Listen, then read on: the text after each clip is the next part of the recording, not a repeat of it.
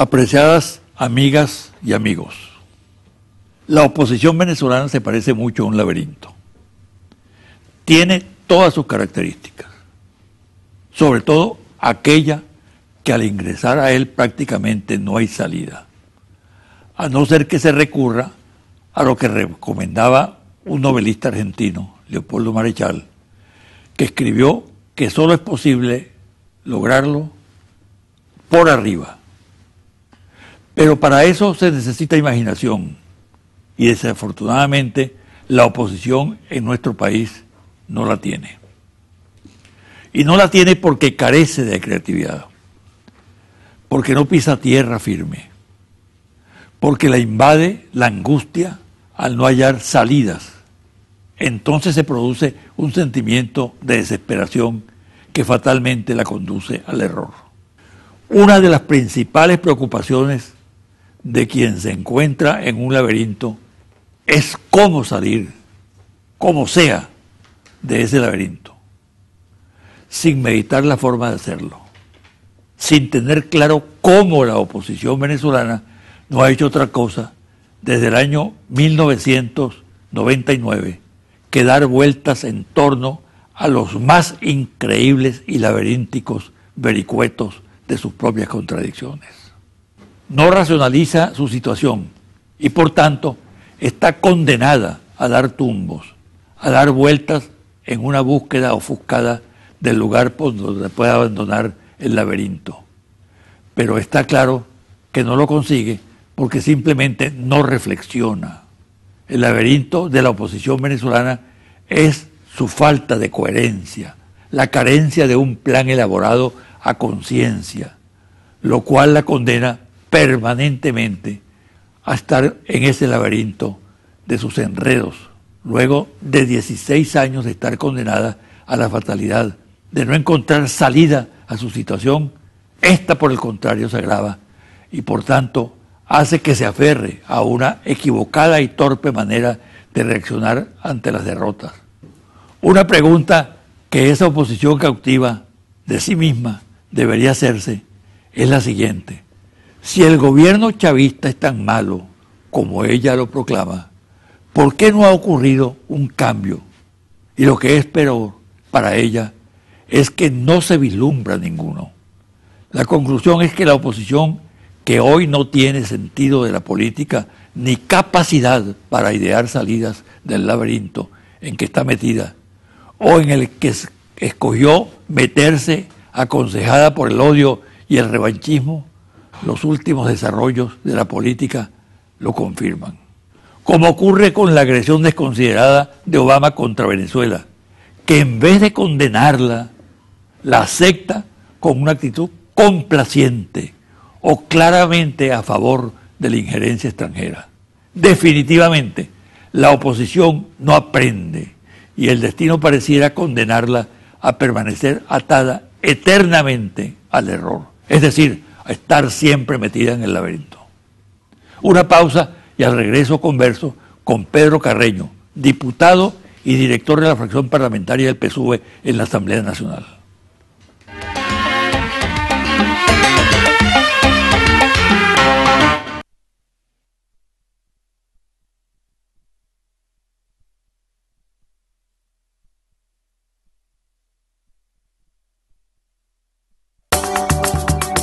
Estás viendo José Vicente Hoy.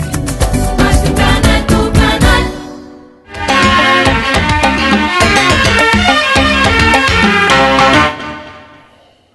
La agresión del presidente Obama a Venezuela es tema permanente desde el momento en que se produjo del debate político, no solamente nacional, sino también internacional. Mi invitado de hoy, Pedro Carreño, es el jefe de la fracción parlamentaria del PSUV. Ha jugado un papel muy importante tanto en el debate que se hizo como en todo lo relacionado con el tema. Bienvenido, Pedro. Gracias, José Vicente. Mira, el elemento comunicacional juega un papel muy importante, precisamente con respecto al tema, ¿no? Se vale la pena permanentemente estar informando a la opinión pública, por ejemplo, los alcances reales de ese decreto ley de los Estados Unidos, ¿no?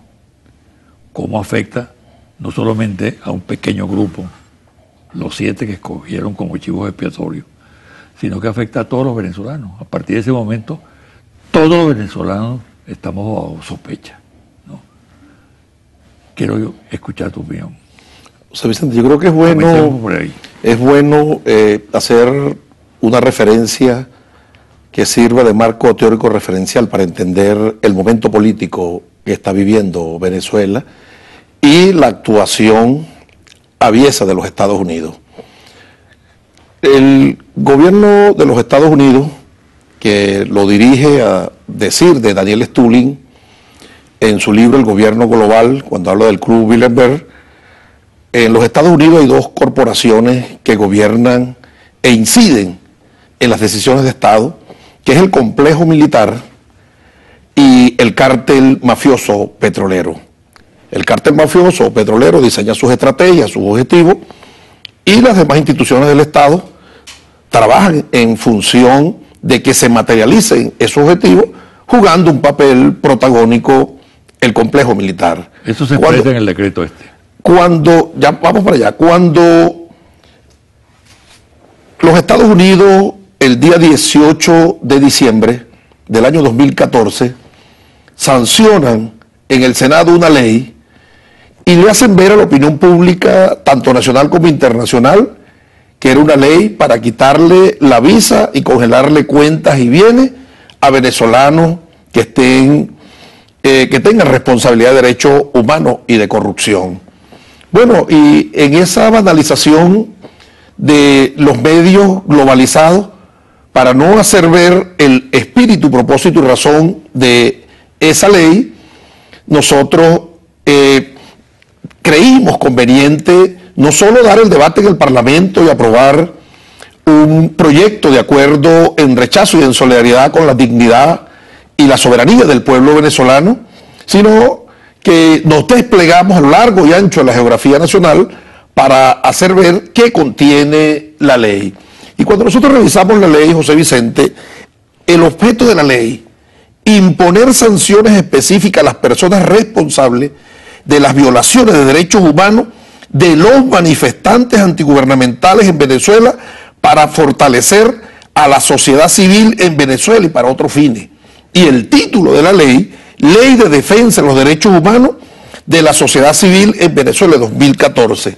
Entonces, ¿cuál es el espíritu y propósito? Que luego se convierte en una ley que sanciona prácticamente a Venezuela porque se siente amenazada la seguridad nacional de los Estados Unidos. Cuando nosotros revisamos el contenido de la ley... Y se materializa en el decreto ley de fecha 9 de marzo del presente Claro, año. revisando el contenido de la ley, nos damos cuenta entonces que esta es una ley totalmente intimidatoria, que juega un papel de generar miedo en qué sectores de la sociedad venezolana en un primer orden. Primero, los órganos del sistema de justicia.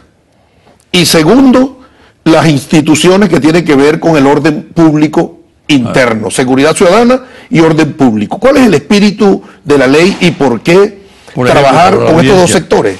Por ejemplo, para la audiencia, cuando tú hablas del sistema de justicia, hay una relación concreta con la medida tomada contra la fiscal. Para allá voy, Exacto. para allá voy. Entonces, ¿qué establece la ley? Que el que sofoque las acciones vandálicas de la derecha, las guarimbas, según esta ley, Sí. está violando los derechos humanos y por lo tanto va a ser sancionado. Pero además de ello, el sistema de justicia, tanto el Ministerio Público como el Poder Judicial y la Defensa Pública y los órganos de inteligencia, que son órganos auxiliares del sistema de justicia que colaboren para imponerle sanción a los responsables de estas acciones delincuenciales, también serán sancionados. Claro. Y esta ley, al legislar en torno a la materia, entonces parece una suerte de pitonizo, que no es ningún pitonizo, que es el señor Vincent Stewart, director de inteligencia del Pentágono, y antes de que finalice el año 2014, le anuncia al mundo que en Venezuela van a haber disturbios. Sí. Así termina, José Vicente, el año 2014. Una ley para que las instituciones de seguridad y orden público no actúen, nos dejemos dar un golpe de Estado y las instituciones del sistema de justicia no impongan sanciones, es decir, la ley de la impunidad. Sancionada la ley. Algo que no puede aceptar ningún país sobre la tierra que tenga dignidad. Pero más allá de la dignidad, que de resuyo ya está implícita allí, más allá de la dignidad, legislar en los Estados Unidos para que nosotros nos dejemos dar un golpe de Estado. Y si tomamos las acciones para sofocar las acciones violentas, la quema de instalaciones, de instituciones, la muerte de ciudadanos, preservarle el bien más preciado que es su vida, entonces, so pena de que debemos ser sancionados por violar derechos humanos. Imagínate la ley, así termina el año 2014 y el 9 de marzo del 2015, el presidente de los Estados Unidos, según las atribuciones que le da la ley, entonces emite un decreto. Y en el decreto le impone sanciones, entre otras cosas, que ya vamos a entrar a fondo en materia del decreto, le impone sanciones a 7 ciudadanos venezolanos, 6 comandante general de la Guardia Nacional, sí, para el 2014, el comandante del Core 5, el comandante de la Reserva Nacional y una fiscal del Ministerio Público que impuso responsabilidad a ciudadanos que cometieron delito. El objeto del decreto entonces es reforzar la ley para que ningún ciudadano, es decir, ejercer la coacción, ningún ciudadano venezolano, cuando ellos recrudezcan en sus guarimbas callejeras, salga a sofocarlo porque lo agarra la ley. Desarmar al Estado. Desarmar el Estado, porque cuando revisamos los 7 ciudadanos, José Vicente, y evaluamos la matriz que se quiso posicionar con respecto a este adefesio de ley, dijeron que era para quitarle la visa. Surge una primera interrogante: ¿cómo le quitan la visa a 7 ciudadanos que ninguno la tiene? Ninguno la tiene. La segunda acepción, para congelarle cuentas y bienes. ¿Cómo le congelas cuentas y bienes a ciudadanos que tampoco tienen? Entonces una ley totalmente intimidatoria, una ley injerencista, de manera tal de amarrarle las manos a las instituciones, al Estado, y ellos materializar su golpe. Ahora, en el decreto ley del 9 de marzo, llama la atención lo prolijo. Es decir, que esta es una cosa sumamente bien estudiada, ¿no? Tiene una finalidad muy concreta. No deja nada sin tocar. Es decir, Venezuela, a la luz de este decreto ley, pasa a ser una especie de rehén, ¿no?, del sistema jurídico de los Estados Unidos, aplicado con efectos extranacionales, lo cual es una cosa completamente insólita, ¿no? Ahora, tú que has manejado bien el tema, que estuviste participando activamente en el debate, resumen 2 o 3 cosas fundamentales de ese decreto ley. Lo primero que hay que establecer es que este decreto se parece a aquellas famosas bulas papales para dirimir diferencia entre los países y resolver problemas limítrofes. Sí. Y venía el Papa en nombre de Dios y resolvía los problemas. Bueno, este es una suerte de bula papal del siglo XXI, donde, óyeme esto, primero, sin tener competencias de ultramar o extraterritorial para legislar, el presidente de los Estados Unidos emite un decreto, óyeme esto, que está por encima de la Constitución Nacional, por encima de todas nuestras leyes, y el que incumpla este decreto, entonces va a ser sancionado. Pero el decreto establece aspectos fundamentales en lo atinente a la congelación de bienes y de cuentas, que el decreto incluye allí al Banco Central de Venezuela y a empresas venezolanas. Y nosotros evaluamos objetivamente 3 aspectos fundamentales. El primero, que no hay ninguna de las intervenciones militares de los Estados Unidos modernas, de las 28 intervenciones militares, que no haya sido precedida por un decreto de emergencia, ni que haya sido declarado ese país amenaza para los intereses de los Estados Unidos. Por lo tanto, el decreto tiene connotaciones de preguerra, generar las condiciones subjetivas para que, en salvaguarda del interés de los ciudadanos de los Estados Unidos, el interés nacional del gobierno de los Estados Unidos, ellos puedan intervenir y tomar acciones de cualquier tipo. El segundo aspecto que contempla el decreto en el ámbito económico es que habla de un deterioro de la economía venezolana. Y cuando los Estados Unidos han intervenido militarmente en una nación para ponerle la mano a su riqueza y a sus recursos energéticos, generan un posicionamiento en el imaginario colectivo de que ese país está mal económicamente y que luego de la acción militar viene la reconstrucción, pero como está quebrado el país, tienen que entregarle a las fuerzas, entre comillas, de paz, lo único que le queda, que es la riqueza nacional, en este caso el petróleo, nuestras industrias básicas. Por eso es que es muy temerario esto de que la economía está quebrada. ¿Cómo va a estar quebrada la economía del país que tiene la primera reserva petrolera de este planeta? ¿Cómo va a estar quebrada la economía de un país petrolero? Porque ellos empiezan a posicionar que está mal económicamente, claro, una guerra económica inducida, una inflación inducida, para también entonces buscar el apoyo de la población nacional, generando disturbios y buscando entonces que la gente, lograr en la gente niveles de disociación para que acompañen esos disturbios con saqueo. No lo han podido lograr. José Vicente, ¿por qué no lo lograron? Porque ellos desconocen y menospreciaron el legado de Chávez. El legado de Chávez no solo dentro del territorio nacional, sino a nivel internacional, porque sus acciones siempre van acompañadas del consenso internacional, y aquí lo que ha generado es una repulsa colectiva. Vamos a hacer una pausa, Pedro. Y al regresar, quiero que hablemos las respuestas, ¿no? La movilización de masas, la solidaridad internacional, pero también la ley habilitante. Y luego un poco el papel que ha tenido la oposición en este proceso.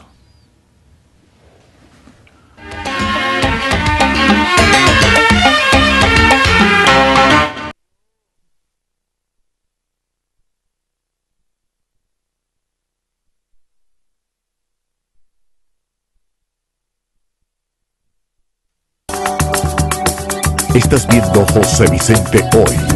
Más que canal, tu canal.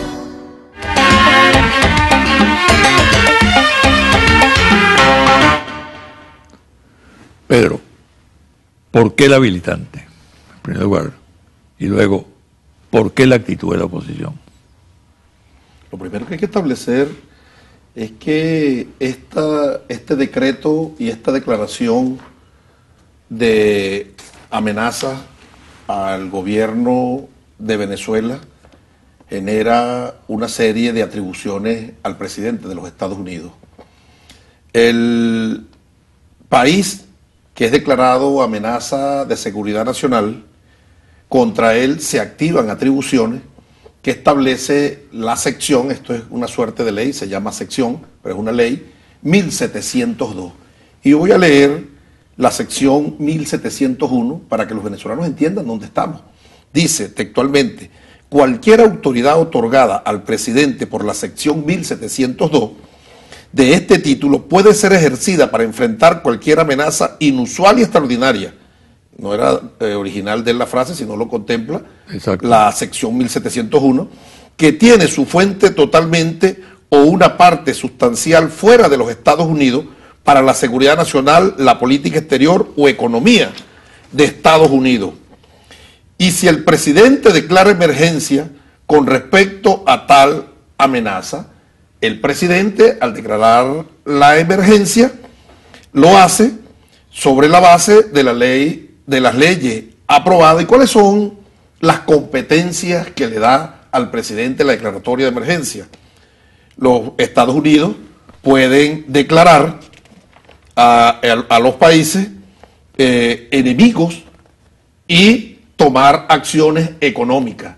A decir de Salvador Allende, en una relatoría de un buen libro que escribió Carlos Altamirano, uno de sus asistentes y uno de los más allegados y cercanos amigos de Allende, en los momentos más difíciles de del momento previo al golpe militar, con la situación económica inducida, Salvador Allende hablaba de un golpe silencioso, que es lo que estaba viviendo Venezuela, de un bloqueo silencioso, que es lo que está viviendo Venezuela en este momento, pero con este decreto y las atribuciones que da la sección 1702 al presidente, él pudiera decretar ya pública y abiertamente un bloqueo contra la República de Venezuela. Y el otro aspecto, José Vicente, para entrar en la habilitante, es que previo a las invasiones... La respuesta jurídica, legal del Estado venezolano es la habilitante. Nosotros tenemos que blindar, lo habilitante tiene como espíritu, propósito y razón dotar al presidente de la República de mecanismos expeditos para legislar en torno a materias que garanticen, primero, la seguridad y el orden interno de la República. Segundo, la soberanía. Tercero, la estabilidad de las instituciones. Cuarto, preservación del bien más preciado que tenemos los ciudadanos, que es la vida. Y en un quinto orden, la satisfacción de las necesidades humanas de los ciudadanos. Y allí entra el ámbito económico. Aprobada, que de paso se ha dicho, la ley habilitante la aprueba la Asamblea Nacional de Venezuela. El decreto injerencista lo hace de puño y letra, no lo aprueba nadie, el presidente de los Estados Unidos. Y ante esta situación, esta coyuntura, en el momento que dimos el debate en el Parlamento para discutir la ley habilitante, que nosotros siempre esperanzados en que la oposición, la derecha reaccionaria y los enemigos históricos, los procesos de liberación nacional de nuestro pueblo tengan un dejo de nacionalismo o de cordura, de mesura y de ponderación, bueno, al menos levantaran su voz en repulsa a ese decreto injerencista. Bueno, lo que hicieron fue asumir una actitud genuflexa, irse por las ramas, evadir el tema, y nosotros los entendemos, porque la ley y el decreto lo que buscan es materializar un golpe de Estado, donde ellos forman parte, y ellos no se van a poner en contra de una acción que pareciera para ellos que lo favorece, pero no va a favorecer a nadie en este país. Sintetizando, Pedro, la habilitante es la expresión de un Estado genuinamente democrático, ¿no? Basado en los poderes que otorga la Constitución. Y el decreto de Obama es la expresión de un Estado imperial, ¿no? Sí. Que pasa por encima de las naciones. El emperador de las Américas, exacto, Barack Hussein Obama, hizo un decreto para él gobernar desde allá, desde la Casa Blanca a Venezuela. Que ello es una democracia, y en Venezuela el presidente, cumpliendo taxativamente con lo que establece la Constitución, el día 11, martes 11 de marzo, fue personalmente ante el Parlamento a presentar un análisis exhaustivo de la situación, el impacto, los alcances de ese infausto decreto, y a solicitarle a los diputados de la Asamblea Nacional, allí no hay discriminación entre diputados que respaldamos la revolución y diputados de la oposición, sino a todos los diputados, que asumiéramos una postura de defensa del país, de defensa de nuestra soberanía, de defensa de nuestros ciudadanos, de defensa de la patria. Y una vez que se retira el presidente, entra este proyecto de solicitud de poderes habilitantes en primera discusión, y todos los venezolanos son testigos de excepción de la postura asumida, tanto para la primera discusión como para la segunda discusión. Yo lo he dicho por parte de la oposición, yo lo he dicho y no lo digo de manera de manera histriónica, es que la oposición venezolana se constituyó, José Vicente, como en una suerte de rocola, y a la rocola decide qué música va a sonar el que le mete la plata, y como a ellos lo financian los Estados Unidos deciden cuál es la música que van a tocar y qué es lo que van a decir. Ellos le vendieron el alma al diablo, perdieron su autonomía, perdieron su independencia y se constituyeron en unos simples títeres o monigotes de los Estados Unidos. Ahora fíjate, Pedro, llamó mucho la atención en ese debate que los dirigentes de la oposición, los jefes de las fracciones parlamentarias de la oposición, no intervinieron, lo hicieron otros, siendo un debate trascendental importante, ¿no? Sí, yo creo que ¿cómo lo interpretas tú? La interpretación, primero, es que no hay en la oposición venezolana de los que hacen vida en el Parlamento y más allá del Parlamento, en la mesa de la Unidad Democrática, algún vocero que tenga personalidad propia, y como ellos no tienen personalidad propia, tienen que medir sus palabras para no verse involucrados en problemas con su amo. Ellos lo asumen que los Estados Unidos es su amo y es quien les dicta las líneas, las pautas, las directrices, y ellos lo que son es unos borregos, metidos en ese redil. En el debate del 11 de marzo para la primera discusión de la ley habilitante, bueno, ¿quiénes hablaron allí, José Vicente? Tienen una característica, un denominador común, todos los que intervinieron. Los que dejaron por fuera en el acomodo para la preparación de las listas de aspirantes a diputados por parte de la Mesa de la Unidad. Yo me imagino que ellos aprovecharon esa coyuntura, lejos de utilizarla para defender los intereses supremos de la patria, no la aprovecharon para congraciarse con los Estados Unidos, hacer un concurso para ver cuál es el más arrastrado, el más entregado, para ver si Obama desde allá entonces también los mete en la lista, buscando que los metieran en la lista. Pero aquí por fuera quedaron. ¿Cómo puede influir esta situación en las próximas elecciones para la Asamblea Nacional? Lo primero que hay que establecer es que las elecciones siempre van jalonadas por un comportamiento electoral histórico, y la derecha, sus grandes medios, tanto interno como externo, no cesan en su afán de querer posicionar la matriz de opinión de que Venezuela está dividida y que ellos representan la mitad. Claro, con ello juegan a dos carrillos. Por un lado, para hacer ver que una vez que resulten derrotados, cantar fraude, y lo van a hacer en todos los procesos electorales.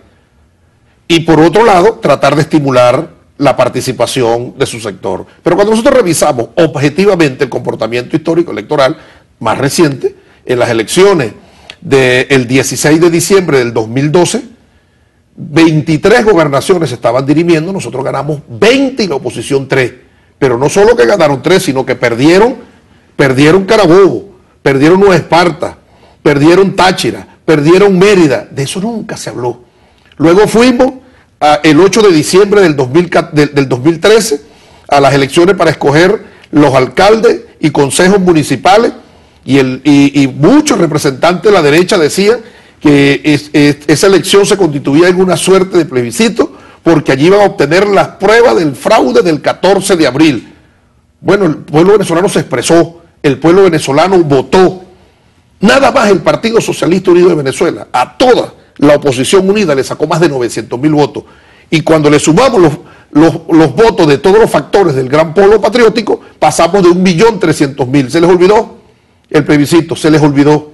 Y además de ello, nosotros ganamos el 76% de las alcaldías. Tenemos más alcaldías, primero más gobernaciones de las que teníamos anteriormente. Entonces no es verdad que Venezuela está dividida. El otro aspecto es que la derecha, mientras la revolución bolivariana sigue empoderando al pueblo, el pueblo, tal cual lo consagra el artículo 5 de la Constitución, que la soberanía reside intransferiblemente en el pueblo, y el presidente Chávez, en esta democracia participativa y protagónica, estableció las bases de empoderamiento del pueblo. El pueblo es quien toma las decisiones para las grandes resoluciones de la República, y nuestras bases van a ser consultadas en las 87 circunscripciones para escoger 110 candidatos a diputados principales y 110 candidatos suplentes. ¿Qué pasa en la derecha? Primero, de las 87 circunscripciones ya van por 32. Y las que han escogido, no hay mujeres. Los jóvenes que los utilizaron como cascarón de proa, como tontos útiles, para generar disturbios, que son los que llevan el mayor peso en esta acción contraria a la democracia, los ignoran también, y ellos se ponen de acuerdo, organizaciones políticas, a repartirse los curules del Parlamento. Eso, obviamente, José Vicente, va a tener un impacto en el resultado electoral de este año cuando se elige el Parlamento Nacional. Ya los veremos cantando fraude. Claro, todas estas acciones de este decreto, de esta ley, de querer retomar las guarimbas para generar desestabilización y buscar un escenario de caos, tiene dentro de ello, tiene el espíritu, porque albergan la esperanza de que, bueno, van a derrocar al gobierno del compañero presidente Nicolás Maduro, van a dar al traste con esta revolución libertaria que se constituye en esperanza para todos los pueblos del mundo, que buscan caminos de redención social y de regeneración moral, y que no se va a llegar a las elecciones, y que a la usanza de Carmona el Breve y del plan de los 100 días que tenían preparado para el golpe de Estado fallido del 12 de diciembre de este año, designar una comisión consultiva que surja para legislar mientras se eligen las autoridades. Pero yo creo que aquí en Venezuela, en este momento de la vida política del país, primero, el presidente Maduro ha dado sobradas demostraciones de ser un estadista, ha dado demostraciones de tener aplomo, ha dado demostraciones de estar a la altura del compromiso y, además de ello, no en vano, fue canciller del presidente Chávez durante 6 años y medio, de allí el excelente manejo internacional, la repulsa mundial, no solo en América Latina, no solo en el Caribe, en Europa, en Asia, en África, en todo el mundo entero se levanta en contra de los Estados Unidos. Yo creo que los Estados Unidos nunca habían estado tan aislados y tan solos como en este momento cuando ejecutaron esta acción contra Venezuela. De allí que cobra fuerza la decisión tomada por el compañero presidente Nicolás Maduro, que le vemos nuestras voces a lo interno y allende de nuestra frontera para pedirle al presidente de la República de los Estados Unidos, Barack Hussein Obama, que derogue ese decreto. Está en un buen momento para reencontrarse. Finalmente, Pedro, sinceramente, ¿tú crees que esté realmente garantizada la estabilidad democrática del país? La garantía de la estabilidad... Lo pregunto porque persisten los rumores, las inquietudes, la propia situación económica alarma a la comunidad. Hay situaciones que no se resuelven, no terminan de resolverse.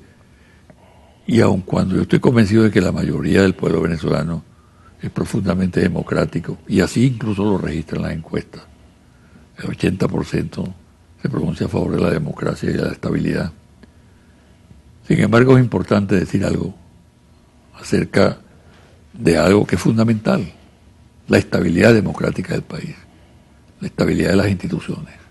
Sí, la garantía de la estabilidad de las instituciones en nuestro país es que está en el gobierno un revolucionario, un hijo de Chávez, un heredero del inmarcesible y libertario legado que él nos dejó, y por encima de ello, cuando el comandante eterno le entrega el testigo al presidente Maduro en esa última proclama del 8 de diciembre, se lo dijo clarito: todas las decisiones, Nicolás, que debes tomar siempre junto al pueblo, partiendo de allí, partiendo de la vocación y el talante democrático, no solo del presidente Maduro, sino de esta revolución, partiendo además de ello de el despertar y la elevación de los niveles de conciencia de nuestro pueblo. Allí hay garantía. Ahora, eso no se queda en la retórica, las alianzas internacionales son fundamentales, la repulsa mundial es fundamental, la movilización nacional es necesaria,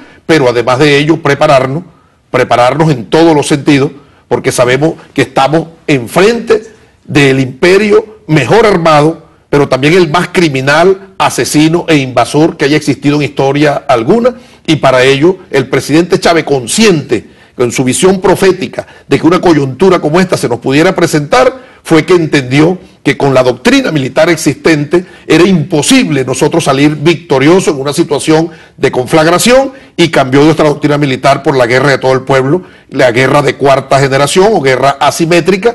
Y nosotros en este momento, cuando observamos el fin de semana, los cuerpos de combatientes dentro de nuestras Fuerzas Armadas, dentro de nuestras industrias básicas, dentro de empresas del Estado, preparándonos para enfrentar cualquier coyuntura, yo creo que eso genera un mensaje: que los venezolanos somos un pueblo de paz, que nuestro gobierno propicia y trabaja en función de la paz, pero nosotros tenemos una revolución, como siempre lo dijo Chávez, una revolución pacífica, pero está armada. ¿Qué le pasaría a los Estados Unidos si en esa doctrina del combate aeroterrestre, allí, cuando vengan las fuerzas de a pie, en vez de conseguirse con un Vietnam que le dio una aplastante derrota, en las 1.135 parroquias de este país se consigan con 1.135 Vietnam, de un pueblo que tiene tradición de derrotar imperios en inferioridad de armas, inferioridad de números, como pasó con nuestra gesta magna de independencia? Muchísimas gracias. Gracias a ti, José Mucha Vicente. suerte. Una pausa y al regresar los confidenciales.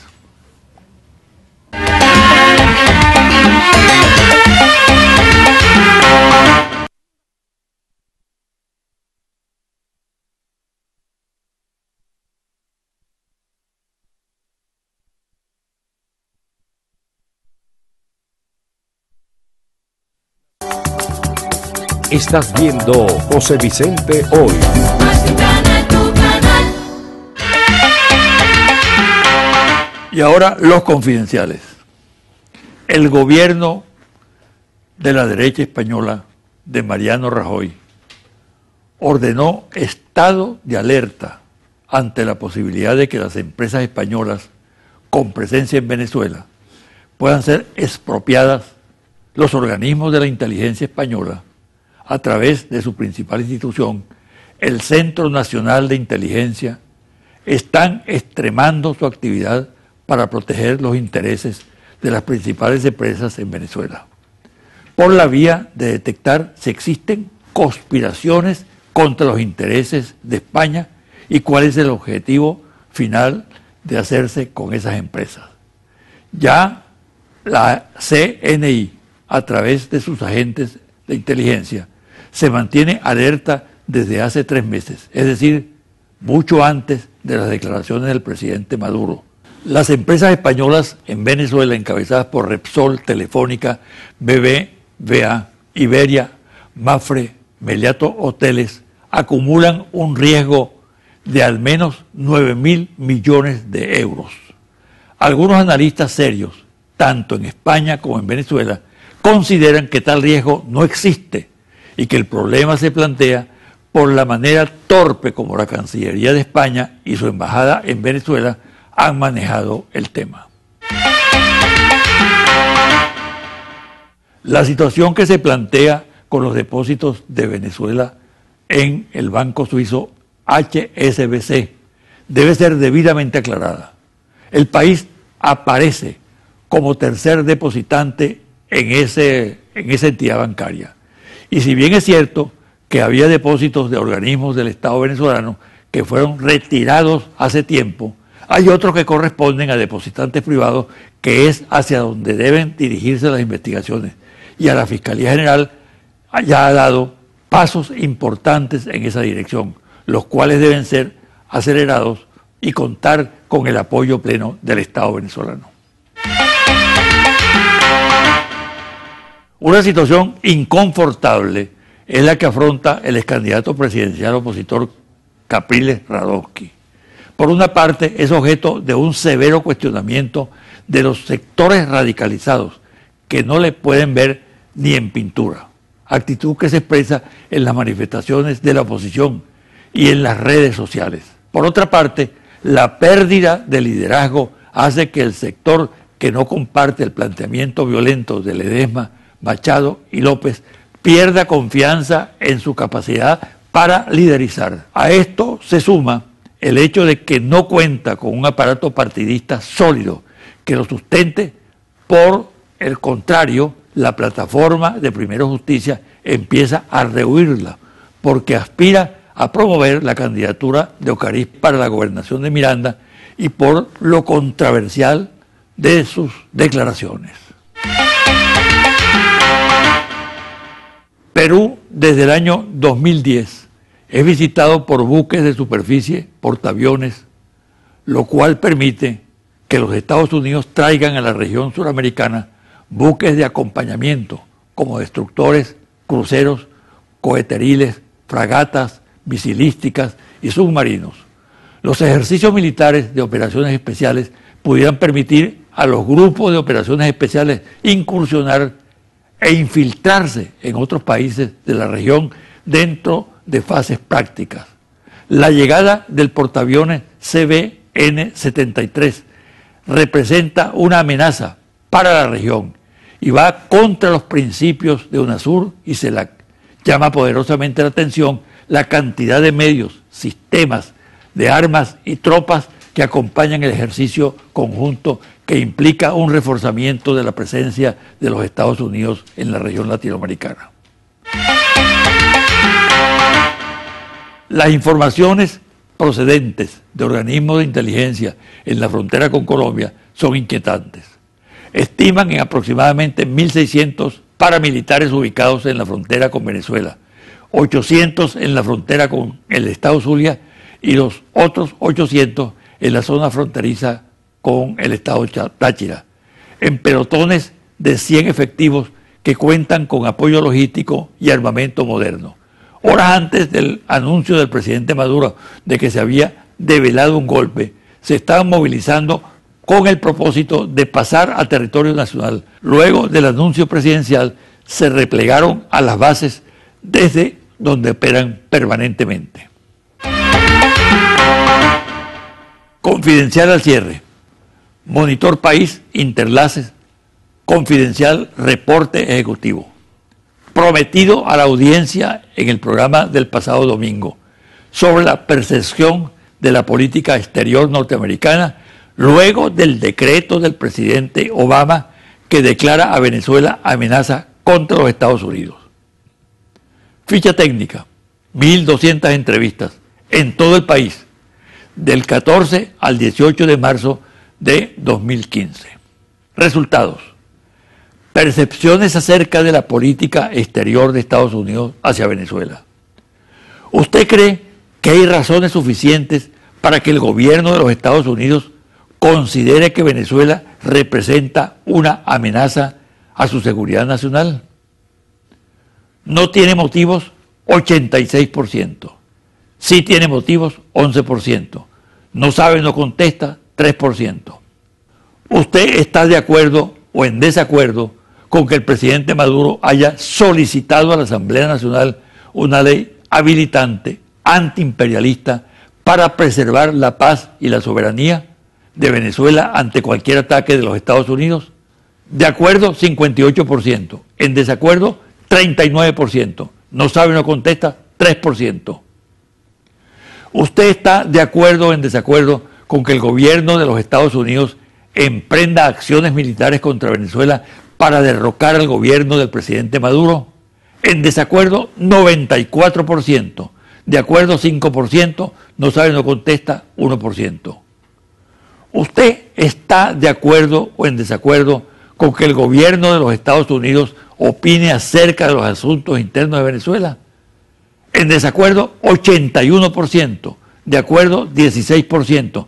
No sabe, no contesta, 3%. En general, ¿usted tiene una opinión favorable o desfavorable del gobierno de los Estados Unidos?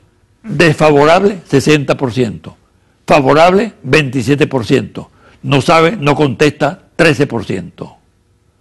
¿Usted cree que la oposición venezolana en este momento debería respaldar o rechazar las acciones del gobierno nacional frente a los Estados Unidos?